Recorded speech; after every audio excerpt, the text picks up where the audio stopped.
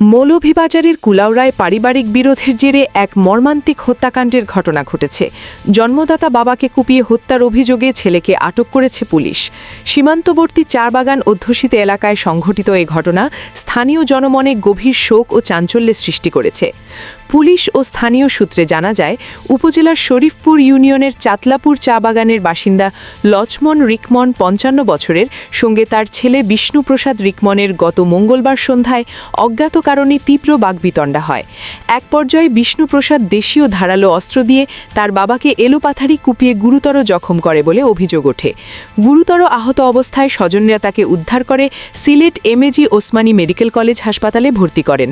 চিকিৎসাধীন অবস্থায় বৃহস্পতিবার ২৬ ফেব্রুয়ারি বিকেলে লক্ষ্মণ রিকমন মৃত্যুবরণ করেন। তার মৃত্যুর খবর এলাকায় ছড়িয়ে পড়লে স্বজনদের আহাজারিতে পরিবেশ ভারী হয়ে ওঠে এবং স্থানীয়দের মধ্যে নেমে আসে শোকের ছায়া।